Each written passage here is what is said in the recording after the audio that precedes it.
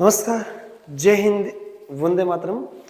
आज ऐसा एक फैक्ट क्लियर करेंगे जिसमें अपने को कंफ्यूज रहता है हर बार की उड़ना राजकुमार कौन है, सिसोदिया कौन है, राठौड़ पृथ्वीराज कौन है। तो पृथ्वीराज से संबंधित अपन फैक्ट जो है वो तैयार करेंगे कि कौन कौन से हैं, ताकि अपने को जब भी पढ़ेंगे तो अपने को पृथ्वीराज से संबंधित जो है वो डाउट क्लियर है।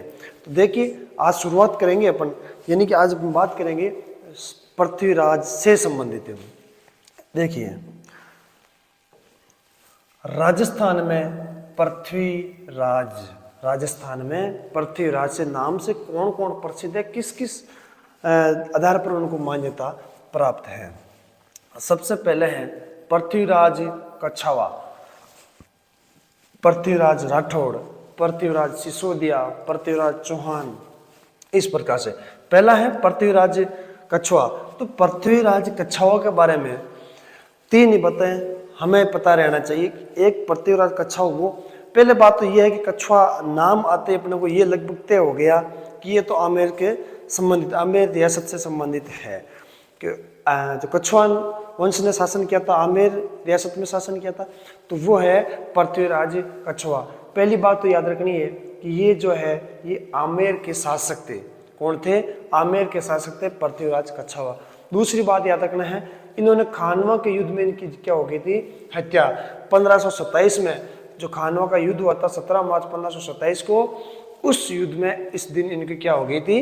हत्या हो गई थी। दूसरी बात याद रखनी है कि बाहरे कोटड़ी व्यवस्था इनके नाम से प्रसिद्ध है। बाहरे कोटड़ी व्यवस्था किस शासक के नाम से प्रसिद्ध है? तो पृथ्वीराज कछवा के नाम से। बारह कोटड़ी व्यवस्था क्या है? 12 इनके पुत्र थे, उनको अपना जो भी उनके जो है इनके पास संपत्ति थी उसको 12 भागों में इन्होंने एकदम व्यवस्थित रूप से सबको दिया। तो उस व्यवस्था को कहा गया कि बारह कोटड़ी व्यवस्था। तो वो पृथ्वीराज कछवा से संबंधित है। दूसरे है पृथ्वीराज राठौड़। तो पृथ्वीराज राठौड़ है, इनके बारे में देखना है। ये बीकानेर के राजकुमार थे। पृथ्वीराज राठौड़ शासक नहीं बने थे, शासन इन्होंने नहीं किया था, ये केवल और केवल राजकुमार थे। यानी बीकानेर का राजकुमार था कौन? पृथ्वीराज राठौड़। डिंगल का हीरोस इसे कहा जाता है, यानी कि साहित्य का इनको बहुत अच्छा नॉलेज था, इसलिए इनको कहा गया डिंगल भाषा का हेरोस। और ये कहने वाले कौन थे? एलपी टेसीटोरी ने इसको डिंगल का हेरोस कहा। इसके अलावा इसको पीथल कहा। इनको पीथल की उपाधि दी गई है। पीथल पृथ्वीराज राठौड़, पाथल महाराणा प्रताप। पर्थल किसको कहा जाता है? महाराणा प्रताप को कहा जाता है। इनको कहा जाता है, इनके बारे में गागरोन की जागीर इनको दी गई थी अकबर के द्वारा। यानी अकबर के द्वारा गागरोन दुर्ग की जो है जागीरी इनको दे रखी थी। इसके अलावा इन्होंने गागरोन दुर्ग में ही रहते रहते एक किताब लिख दी थी इन्होंने, वैली किशन रुक्मणी ख्यात। गागरोन दुर्ग के ये जागीर थे, अकबर ने इनको जागीरदार दी थी। तो उस सही पे रहते रहते इन्होंने जो है एक किताब लिख दी थी, बेली किस्म रुक्मणी ख्यात, जिस किताब के बारे में अपने को यह भी याद रखना है कि दुर्साहाड़ा ने इसको 5वां वेद और 19वां पुराण कहा। आपको याद रखना है कि वेली किस्म रुक्मणी ख्यात है पुस्तक को 5वां वेद या 19वां पुराण किसने कहा? दुर्साहाड़ा ने कहा। कर्नल जेम्स टोड ने इसको है जो है कहा कि 10,000 घोड़ों के बराबर इसका है जो है वो बले बताया। इसके अलावा तीसरा जो है वो है पृथ्वीराज सिसोदिया। अब पृथ्वीराज सिसोदिया ये कौन है? ये भी शासक निंदी पड़े थे। ये मेवाड़ के राजकुमार थे। कहाँ के थे? मेवाड़ के राजकुमार थे। उड़ना राजकुमार इनको कहा जाता, तेज धावक थे इसलिए इनको उड़ना राजकुमार कहा जाता है। इन्होंने एक ही बढ़िया काम किया था, वो कौन सा किया था? इनकी पत्नी थी, उसका नाम था ताराबाई। पत्नी थी, उनका नाम था ताराबाई। और ताराबाई के नाम पर अजयगढ़ जो अजमेर दुर्ग था उसका नाम क्या कर दिया? तारागढ़ दुर्ग नाम कर दिया। तो ये हो गए तीनों को तीनों, पृथ्वीराज कछवा, पृथ्वीराज राठौड़, पृथ्वीराज सिसोदिया। एक तो अपने जयपुर आमेर से संबंधित है, एक मेवाड़ से संबंधित है, एक अपने बीकानेर से संबंधित है। जो बीकानेर वाला है वो भी शासक नहीं बने और जो मेवाड़ वाले वो भी शासक नहीं बने। और देखो अब सबसे इंपॉर्टेंट जो है वो आता है पृथ्वीराज चौहान। कौन आते हैं? पृथ्वीराज चौहान। ये कई बार इनके बारे में क्वेश्चन पूछ लिया जाता है। ठीक है, क्वेश्चन आता है, ये तीन थे, प्रथम, द्वितीय और तृतीय, तीन पृथ्वीराज चौहान हुए थे। पहले के बारे में देखते हैं।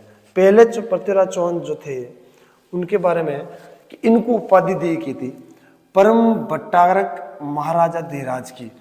पृथ्वीराज चौहान प्रथम को उपाधि दी गई थी परम भट्टारक महाराजा धीराज की उपाधि पृथ्वीराज चौहान प्रथम को दी गई थी। इनको कहा जाता है तुर्क सेना का विजेता, यानी तुर्की जो सेना थी इनको उन्होंने पराजित किया था, इसलिए इनको कहा जाता है तुर्क सेना का विजेता। इसके अलावा इनके जो पुत्र थे उनका नाम था अजयराज, जिन्होंने 1113 ईस्वी के अंदर अजमेर नगर बसाया था, अजमेर की स्थापना करी थी। तो अजयराज जो है वो पुत्र किसके थे? पृथ्वीराज चौहान प्रथम के पुत्र थे। ये बात याद रखना।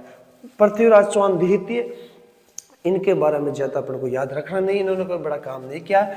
अपरांगेय की हत्या करके ये क्या बन गए थे? शासक बन गए थे। अपरांगेय की हत्या करके ये शासक बन गए थे। और ये बात यहाँ थोड़ी सी अपने को याद रखनी है कि इनके जो है कोई संतान नहीं थी, और संतान नहीं होने के वजह से इनके जो है चाचा बाद में यहाँ पर शासक बने थे।